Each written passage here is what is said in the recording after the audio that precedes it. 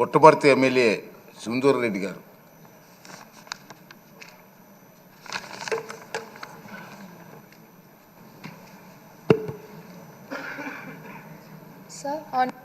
Sir, thank you for giving me this opportunity to speak on this occasion.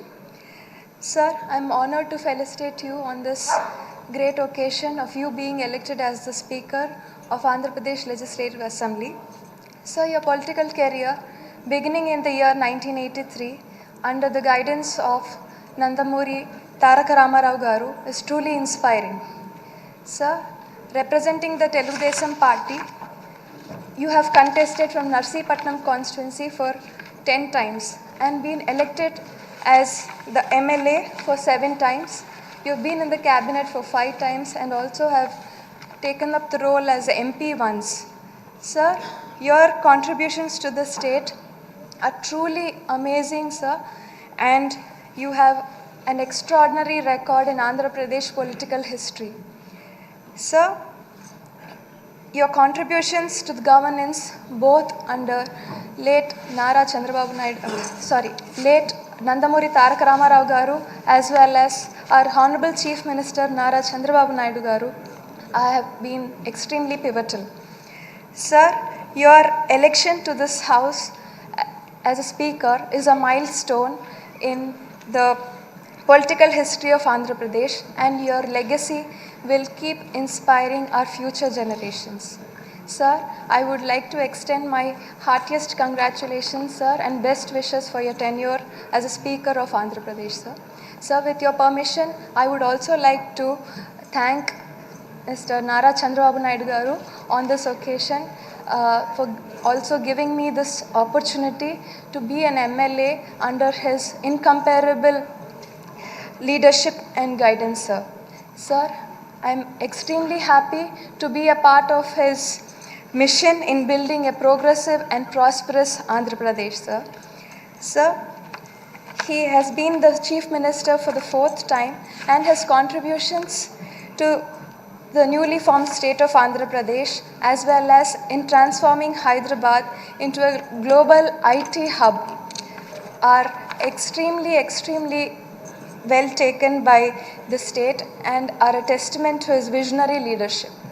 Sir, he is not just a politician but a statesman who prioritizes prosperity of our future generations over short-term political gains.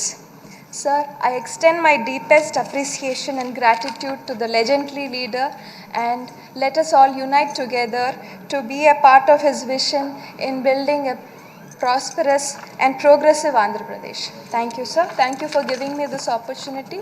Once again, I congratulate you, sir, on becoming the Speaker of this Andhra Pradesh Legislative Assembly. Thank you, sir. Next.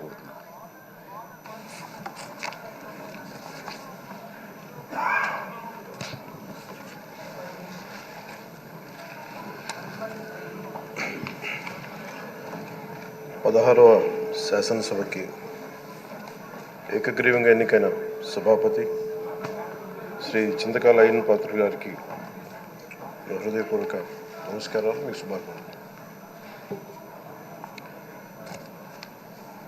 ఇది నేను మొదటిసారి అసెంబ్లీలోకి అడుగు పెట్టడం.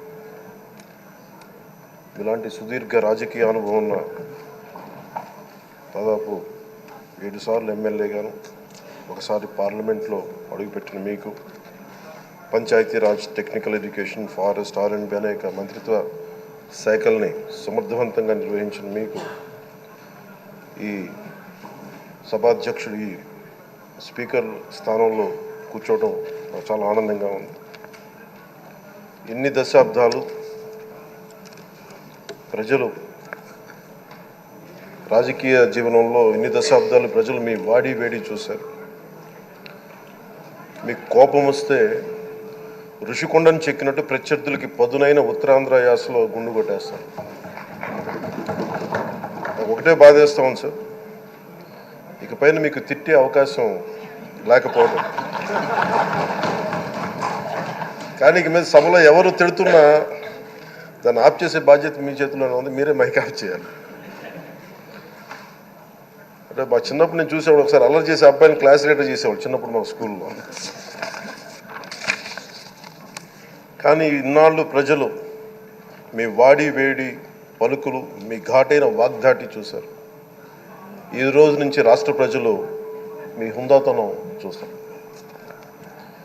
Debates వెనకాల దాక్కుని సంస్కారహీనమైన భాషల్ని భావాలని రకరకాల మాధ్యాల్లో విరజిమ్ముతూ ఉంటారు. దాని నియంత్రణ మీ ఆధ్వర్యంలో ఇక్కడి నుంచే మొదలవ్వాలి.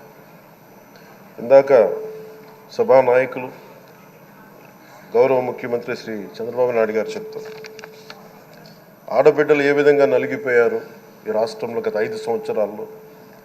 చిన్న లేదు, పెద్ద లేదు, ఎవరని లేదు.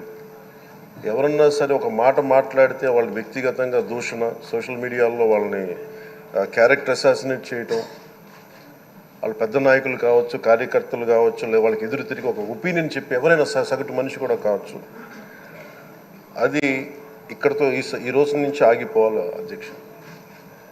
అది మీ ఆధ్వర్యంలోనే మొదలవ్వాలి.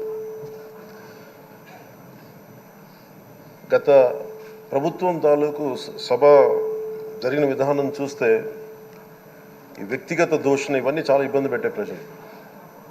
ఈ రోజున వాళ్ళకి 11 సీట్లకు పరిమితం అయ్యారు, ఈరోజు లేరు, ధైర్యం లేదు వాళ్ళకి. విజయాన్ని తీసుకోగలిగారు కానీ ఓటమి కూడా ధైర్యంగా కూర్చుకునే వాళ్ళకి స్థాయి లేదు, వాళ్ళకి పారిపోయారు ఇక్కడి నుంచి. భావంలో ఉండే తీవ్రత భాషలో ఉండాల్సిన అవసరం లేదు. భాష మనుషుల్ని కలపడానికి కానీ విడగొట్టడానికి కాదు. భాష విద్వేషం రేపడానికి కాదు, పరిష్కరించడానికి.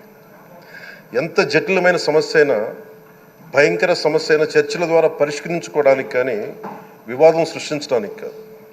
ఈ సభ ఉన్నది అందుకు. కానీ మనం చూసింది వాళ్ళ దగ్గర నుంచి బూతులతోటి, వ్యక్తిగత దోషులతోటి రాష్ట్ర పురోభివృద్ధిని ఆపేశారు. అలాంటి సభ కాకుండా ఇందాక మన పెద్దలు శ్రీ గౌరవ ముఖ్యమంత్రి చంద్రబాబు గారు చెప్పినట్టుగా ఇది భవిష్యత్తుకి ఇది ఒక ప్రమాణం అవ్వాలి. 2047 వరకు ఇంత అద్భుతమైన స్థానంలో మనకి ఆంధ్రప్రదేశ్ తెలుగు జాతి ఉన్నత స్థాయికి వెళ్ళాలంటే ఈరోజు మనం వేసే ప్రతి అడుగు అది భవిష్యత్ తరాలకు ఒక నిర్దేశక ఒక టచ్ స్టోన్గా ఉండిపోవాలి, ఒక గిట్ రాయిగా ఉండిపోవాలి. ఈ రోజున ఈ సభలో ఉన్న గౌరవ సభ్యులందరూ చట్టాలు చేయడానికి ఉన్నారు, చట్టాలు ఉల్లంఘించడానికి కాదు. విభేదించడం అంటే ద్వేషించడం కాదు, వాదించడం అంటే కొట్టుకోవడం కాదు.